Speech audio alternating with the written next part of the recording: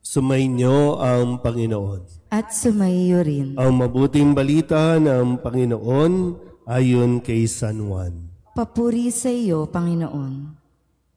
Noong panahong iyon, muling napakita si Jesus sa mga alagad sa tabi ng lawa ng Tiberias. Ganito ang pangyayari. Magkakasama sina Simon Pedro, Tomas na tinaguriang kambal, Natanael na taga-Kana, Galilea, ang mga anak ni Zebedeo at 2 alagad. Sinabi sa kanila ni Simon Pedro, "Mangingisda ako." "Sasama kami," wika nila. Umalis sila at lumulan sa bangka. Subalit walang nahuli ng gabing iyon. Nang magbubukang liwayway na, tumayo si Jesus sa pampang. Subalit hindi siya nakilala ng mga alagad. Sinabi niya, "Mga anak, mayroon ba kayong huli?" "Wala po," tugon nila. "Ihulog ninyo ang lambat sa gawing kanan ng bangka at makahuhuli kayo," sabi ni Jesus. Inihulog nga nila ang lambat at hindi nila ito mahila sa dami ng huli.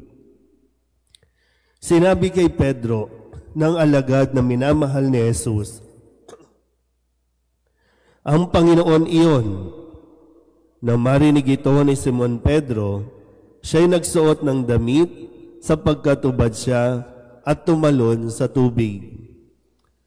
Ang kasama niyang mga alagad ay sumapit sa pampang, sakay ng munting bangka, hila-hila ang lambat na puno ng isda. Hindi sila gaanong kalayuan sa pampang, mga 90 metro lamang.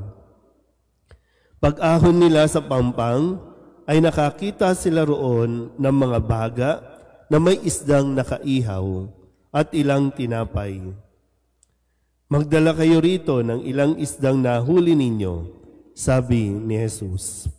Kaya't sumampa sa bangka si Simon Pedro at tinila sa pampang ang lambat na puno ng malalaking isda, 153 lahat. Hindi napunit ang lambat kahit gaano karami ang isda. "Halika kayo at mag-almusal tayo," sabi ni Jesus. Isa man sa mga alagad ay walang nangahas magtanong sa kanya kung sino siya, sapagkat alam nila na siya ang Panginoon. Lumapit si Jesus, kinuha ang tinapay at ibinigay sa kanila. Gayon din ang isda. Ito ang ikatlong pagpapakita ni Jesus sa mga alagad pagkatapos na siya'y muling mabuhay. Ang mabuting balita ng Panginoon. Pinupuri ka namin, Panginoong Hesukristo. Isang magandang umaga po sa inyong lahat. Magandang umaga po. Ngayon po ay Biyernes sa 8 araw na pagdiriwang ng Pasko ng Pagkabuhay. Sabi po ng mga lingwahe ngayon, kung gusto mong sumakses sa buhay, matuto tayong sumunod kay Jesus. Sa karanasan ni na Pedro at ng kanyang mga kasama, ng mga alagad, gaya ng dati, nung una silang tinawag ni Jesus. Naalala niyo pa po ba yung kwento? Nang sila po ay unang makita ni Jesus, ang sabi rin nila, wala silang huli magdamag. Kahit gaano sila kagaling, kahit gaano sila ka-eksperto pagdating sa dagat, wala silang nahuli kahit isa. Pero nung sinabi ni Jesus, matapos na sila po ay makinig kay Jesus, diba, habang nagliligpit na sila noon, ang sinabi ay ihulog niyo ulit, at doon ay nakahuli sila na halos lumubog ang kanilang bangka. Yun yung unang tagpo ni Jesus kina Pedro at sa iba pang mga alagad. At ngayon, sa muling pagkabuhay ni Jesus, sabi nga po, no, ito ang ikatlong beses na pagpapakita ni Jesus sa kanila. Pero dahil hindi pa rin nagsisink in sa kanilang isipan ang kanyang pagkabuhay, kaya sabi dito, umaalis si Pedro at siya ay mangingisda. At sumama yung ilang mga alagad. Babalikan ko ulit. Ang sabi ni Jesus kay Pedro, nung una siyang makita, gagawin kitang mangingisda o mamamalakaya, hindi na ng isda, kundi ng mga tao. Ngayon, gustong magbalik ni Pedro sa kanyang pangingisda. Kaya po, hindi siya sumakses kahit magdamag na silang nanlalambat. Pero, nang sundin nila si Jesus, bagamat hindi pa nila nakakilala, ihulog ninyo sa gawing kanan.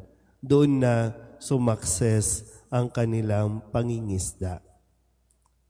Maganda rin po no, na mapaalalahanan tayo kung sakali po no, na dumaan tayo sa proseso ng 40 araw na paghahanda, may mga pag-aayuno, may mga ginawa tayong sakripisyo, magandang pagnilayan kung pagkatapos ba nito muling nabuhay si Jesus, bumalik ba tayo sa dati?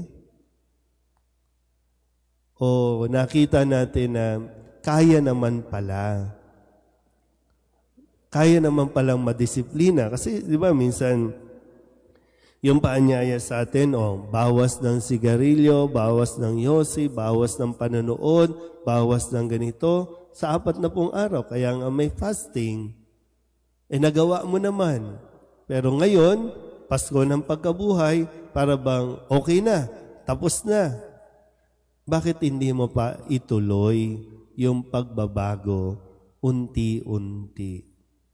So kung gusto mo talagang sumakses, sundin mo si Jesus. Amen?